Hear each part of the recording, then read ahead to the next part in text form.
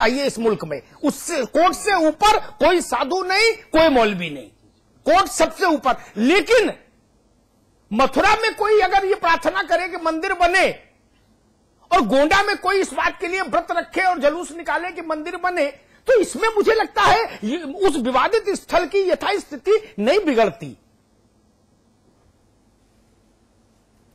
देखिए, मंदिर, देखिए, प्रार्थना करने में कोई इतराज किसी को नहीं, लेकिन जुलूस निकालने में कतई एतराज हुकूमत को होना चाहिए कि आप जुलूस निकाल के क्या सुप्रीम कोर्ट को मैसेज देना चाहते हैं। ये एक बुनियादी उसूल है कंटेंट लॉ का कि किसी भी जरिए से अदालत पर इन्फ्लुएंस नहीं होना चाहिए। तो जुलूस निकाल रहे हैं इसी उद्देश्य से अगर आप, तो यकीनन ये सुप्रीम कोर्ट को एक तरीके से इन्फ्लुएंस करने की कोशिश होगी। अगर हुकूमत ने ऐसे जुलूस को इजाजत, लेकिन मेरी समझ ये कहती है कि यहां पर थोड़ा सा रिलीजियस टर्मिनोलॉजी को समझना होगा। एक सेकंड, जुलूस और परिक्रमा दोनों में अंतर है।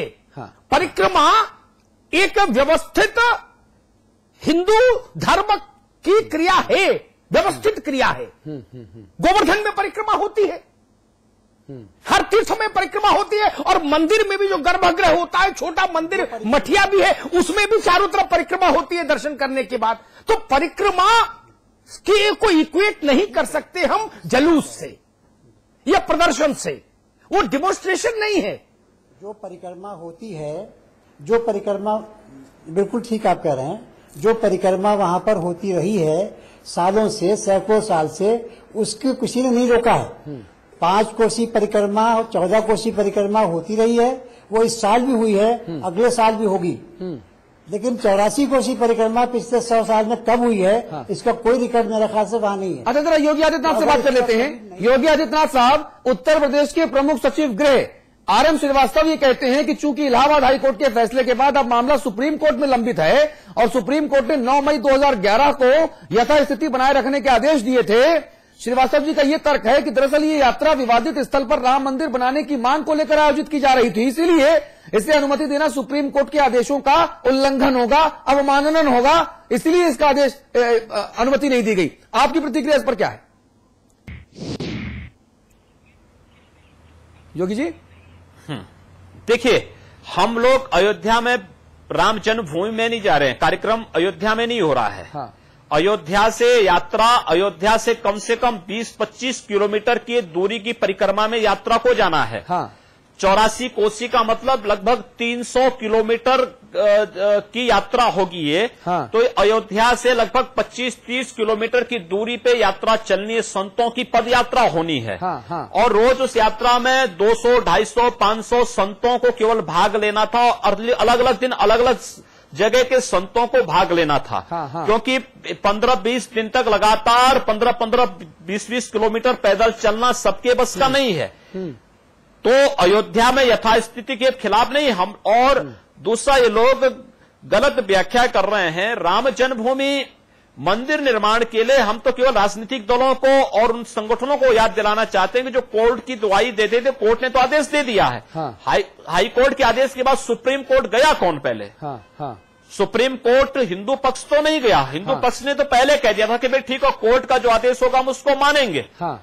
और कोर्ट ने आदेश दे दिया है कि जब विवादित भूमि ही राम जन्मभूमि है, हाँ, तो फिर उस राम जन्मभूमि पर मंदिर निर्माण का मार्ग प्रशस्त सरकार को करना चाहिए, कानून के माध्यम से, संसद के माध्यम से करना चाहिए। ठीक है। अगर हर कार्य के लिए संसद में निर्णय हो सकता है तो फिर हिंदुओं की व्यापक भावनाओं का सम्मान करते हुए क्यों नहीं निर्णय हो सकता? आप बिल्कुल सही कह रहे हैं, आप बिल्कुल सही कह रहे हैं वकार साहब। ये सवाल अपने आप में एक बहुत बड़ा सवाल है कि प्रदेश के प्रमुख सचिव गृह कहते हैं कि जिन 6 जिलों से यात्रा या परिक्रमा गुजरना है, वहां के डीएम और वहां के एसएसपी, एसपी ने कहा कि साहब लॉ एंड ऑर्डर की स्थिति हम संभाल नहीं पाएंगे। भाई, अगर पुलिस का काम लॉ एंड ऑर्डर की स्थिति संभालना नहीं तो क्या किसका काम है? मेरा और अमिताभ अग्निहोत्री का काम है क्या ये? हम डंडा बंदूक लेके जाके लॉ एंड ऑर्डर संभालेंगे क्या? नहीं अतुल जी, मैं आपकी बात सुन रहा था बहुत देर से, आप लोगों की जी। अभी मैं थोड़ी सी बात पीछे करना चाहता हूं। हाँ। अमिताभ जी ने भी एक बात कही थी। हाँ। कि 92 जब यह हादसा हुआ था, बाबरी मस्जिद शहीद की गई थी, तो उस वक्त कोर्ट ने कहा था इस तंबू की यथास्थिति बरकरार रखी है, ऐसा नहीं है। 92 में कोर्ट ने कल्याण सिंह जी को निर्देशित किया था कि मस्जिद का जो ढांचा है, जो स्ट्रक्चर है, उसको हिफाजत कीजिए और उसको ऐसे ही रहने दीजिए, यथास्थिति वो बरकरार करने को कहा गया था। दूसरी बात, तभी हमारे बड़े भाई जिलानी साहब ने कहा आपसे कि 14 कोसी और 5 कोसी पे किसी को एतराज नहीं है, ना ही किसी तरह की कोई पूजा पर, अर्चना पे कोई एतराज है।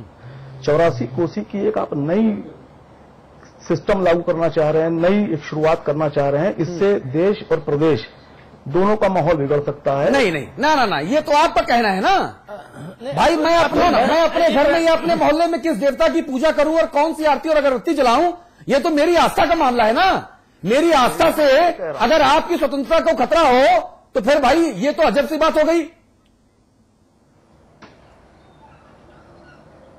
वकार साहब जी, मैं आपसे यही कह रहा हूं कि आपको कौन कह रहा है कि आप पूजा मत करें। हाँ। लेकिन अगर आपकी पूजा से या मेरी किसी तरह की इबादत से लोग मर रहे हैं या लोगों को असुविधा हो रही है या दंगे फसाद हो रहे हैं, तो किस डॉक्टर ने कहा है कि हम इन्होंने बकार साहब ने एक बात कही, मैं बकार साहब को बता दूं, जब अयोध्या में विवादित ढांचा गिर गया, मुझे पता नहीं उस वक्त आप कितने एक्टिव थे राजनीति में या क्या आपकी दिनचर्या थी। मैं एक्टिव था,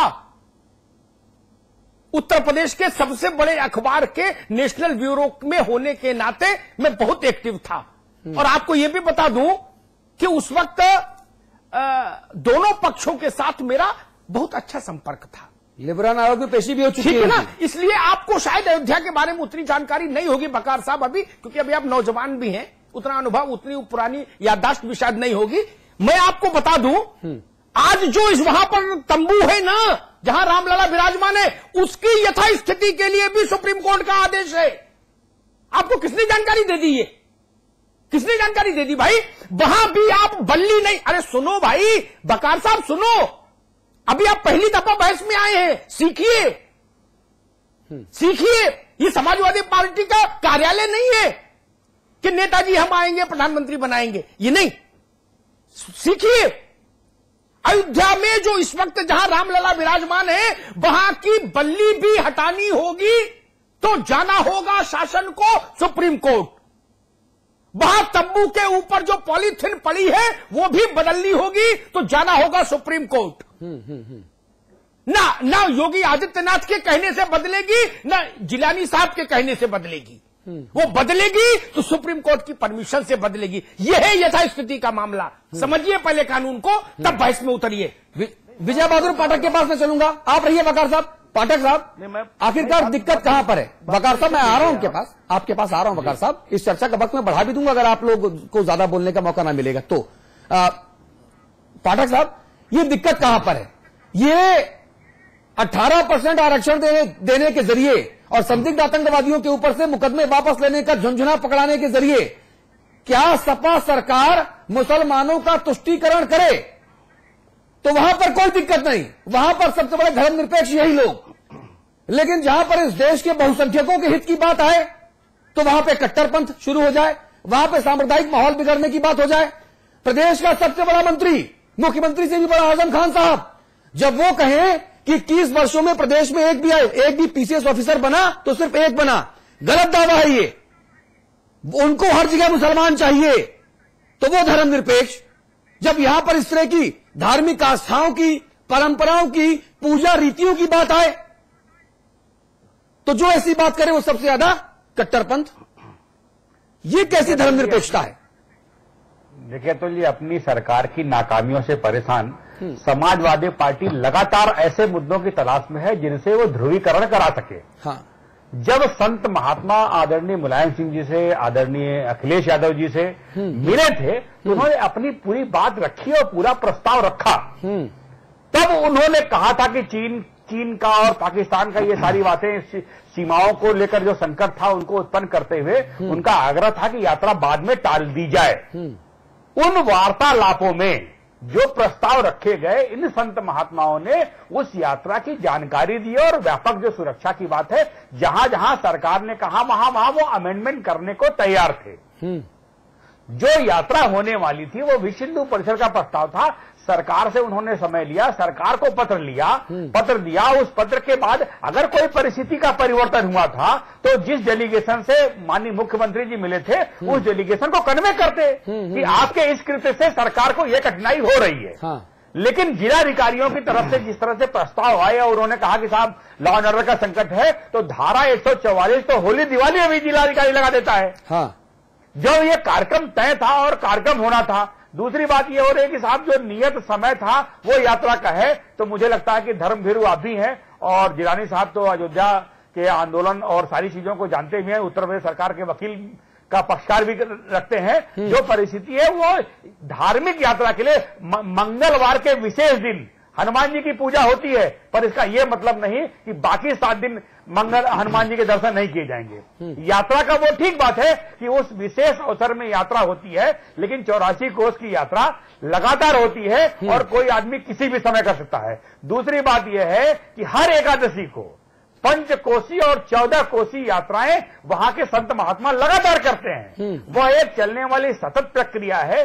सरकार को यह लगा कि जिस तरह से प्रेशर बना है और जैसे अब सरकार में संवाद की स्थिति देखिए कि कल आजम साहब को चिट्ठी लिखकर मीडिया को बतानी पड़ी कि जिस तरह से अशोक सिंघल जी को तवज्जो दिया गया, जिस तरह से इस प्रतिनिधि मंडल को तवज्जो दिया गया, वो ठीक नहीं था। वो सीधे उन्होंने कम्युनिकेट नहीं किया, पत्र लिखा मीडिया को, मीडिया में सर्कुलेट हुआ। तो समाज की तो सरकार में स्थिति ये है और जैसे ये स्थिति बनी सरकार ने कहा कि साहब रोक लगा देंगे। एक वातावरण बन गया कि सरकार ने कहा कि नई परंपरा नहीं शुरू कर देंगे। जिस दिन वो लोग गए थे उस दिन में तो ये नई परंपरा थी, उस दिन ही ये फॉर्मली कहते कि सरकार। ठीक है, छोटी सी एक टिप्पणी जफर याद जिलानी से ले लो। जिलानी जी, इसमें आजम खान साहब का भी कुछ प्रभाव झलक रहा है क्या फैसले में? जी आजम साहब की चिट्ठी भी कुछ मुझे लग रहा है बारूद का काम की। खान साहब ने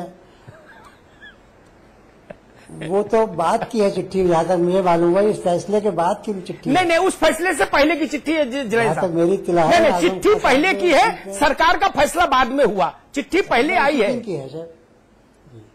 अच्छा चलिए योगी जी से बात करें। योगी जी, विश्व हिंदू परिषद के नेताओं ने 17 अगस्त को मुलायम सिंह यादव, अखिलेश यादव से मुलाकात की थी।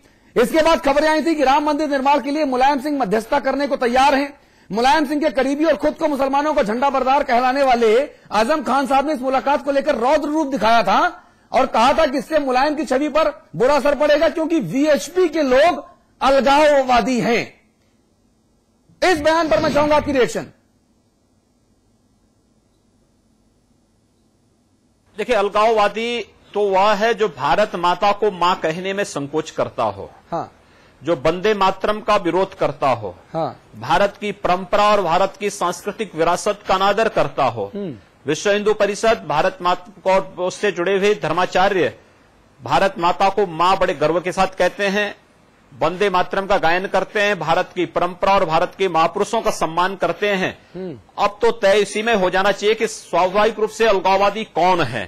यह पक्ष है या वह पक्ष है, जो मानता है वह है या जो नहीं है वो मानता है। आजम खान को इसका जवाब पहले देना चाहिए। ठीक है। दूसरा, यह सच है कि मुलायम सिंह की मजबूरी हो चुकी है। आजम खान, इमाम बुखारी, वह दोनों को ले जाना चाहते हैं। दोनों वो मेंढक हैं जो एक तराजू पर रह ही नहीं सकते हैं।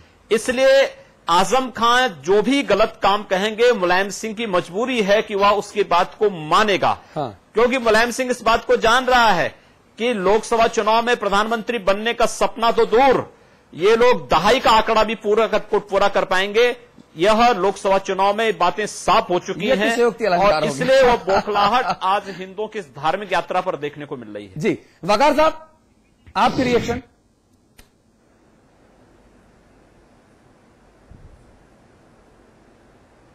उम्र में बड़े हैं जी और तजुर्बे में बड़े हैं। तो सबसे पहली बात तो जैसे हम लोग आपस में बातचीत करते हैं, अच्छे लोग आप जनाब का इस्तेमाल करते हैं। मैं इनसे रिक्वेस्ट कर रहा हूं कि थोड़ा सा मर्यादा का ख्याल रखें कि किसके बारे में क्या बात हो रही है। दूसरी बात, जो योगी आदित्यनाथ जी, हमें आपसे नहीं सीखना है वफादारी क्या होती है और गद्दारी क्या होती है। मुसलमानों का इतिहास रहा है हिंदुस्तान पर हुकूमत करने का, और यह बात इतिहास बता देगी आपको कि जब अंग्रेजों ने हुकूमत यहां आके की थी तो उन्होंने बहादुर शाह जफर से हुकूमत की बागडोर अपने हाथ में ली थी, किसी योगी से नहीं ली थी, किसी ब्राह्मण से नहीं ली थी। गलत कौन सी भाषा है? अतुल रुकिए एक सेकंड, ये कौन सी बात है कि मुसलमानों का इतिहास रहा है हिंदुस्तान में हुकूमत करने का? ये कौन सी भाषा है? मुलायम सिंह यादव ने यही सिखाया है आपको? नहीं, मुझे आप बात करने दीजिए पूरी, मुझे बात पूरी करने दीजिए, उसके बाद में आप जो दिल चाहे कहिएगा, मैं सुनूंगा। मैं यहां कहता भी हूं तो सुनता भी हूं। बात योगी आदित्यनाथ जी ने कही थी, मैं उनका जवाब दे रहा हूं कि हमें किसी की ये जरूरत नहीं है कि कोई हमको साबित करे कि हम वफादार है।